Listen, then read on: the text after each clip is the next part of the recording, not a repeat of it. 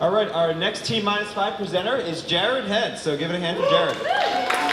All right, okay. This is going to be an interesting one. I call it Kill Your Idols. Engage the future by stepping away from your past.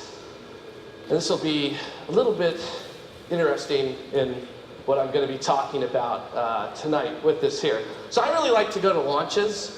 Being here in Los Angeles, we're close to Vandenberg, so that means that a couple times a year there's something going up from that base right along the ocean. And I like to go up and take photos and take selfies with rockets and other things like that. And one of the cool things that happens is every once in a while a company ends up changing around or testing a new rocket out of there, and I'm looking at my slide forever. It's not working. So this was my shots from the SpaceX Falcon 9 Flight 6 that just happened up there. So very, very awesome that we got to see that. Congrats, SpaceX.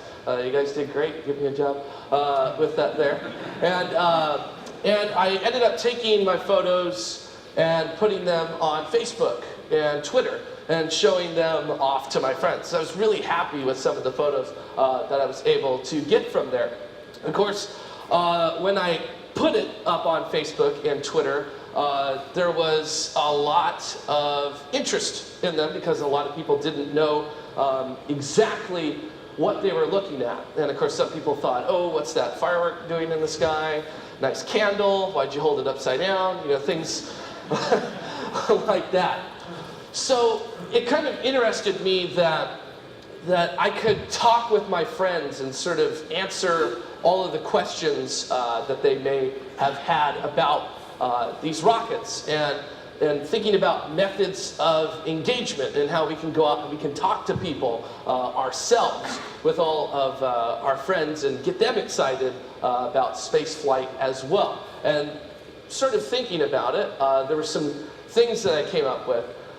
First of all, we're not doing very good at engagement. We sort of have this idea that if you're older than 10 years old or you're younger than 20, you're not really worth any of our time.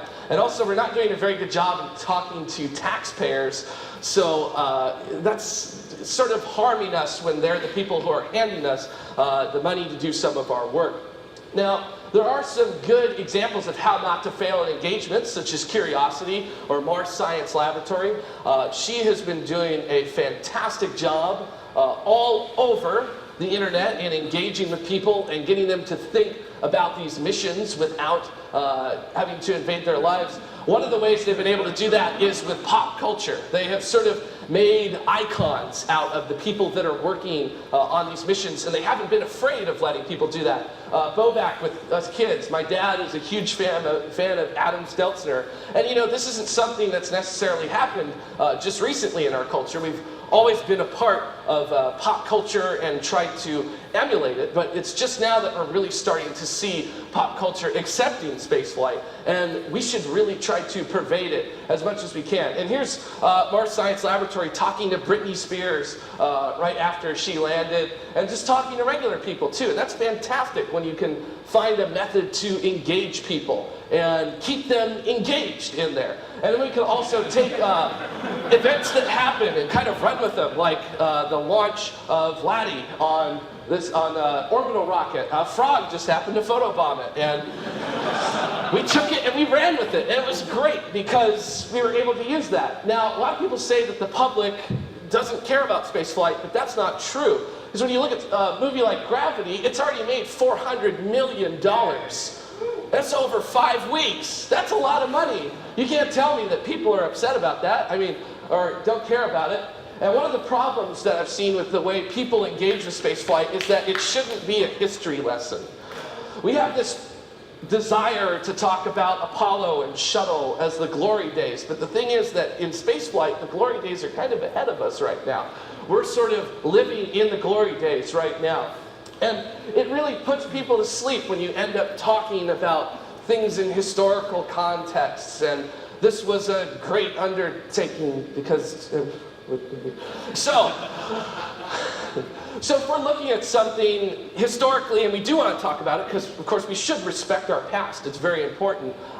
We shouldn't look at things like, oh, this is a Saturn V rocket going up into the sky on its next mission. We should try to be excited about things like, look at this, there's 3 people riding a 300-foot-long fuel tank on a half-mile column of fire up to 25,000 miles an hour, and they're going to the moon. Isn't that great? So we should be very excited, and then we should also be in the present. We should talk about what's happening right now, like with SpaceX, and really just private spaceflight in general is taking off right now, and it's awesome, because everybody's going to benefit from it. We can talk about landing and MSL landing and India's mission to the moon. And if you don't agree with me, that's fine. I understand. It's a very interesting way to sort of approach engagement and to keep things present while rejecting the past, in a sense. So maybe tomorrow you might be inspired to make a pod to counteract me. But that's what I have to say. Let's move on from the past and let's embrace the future and let's get excited about it and we'll get everyone else excited about it. So thank you guys.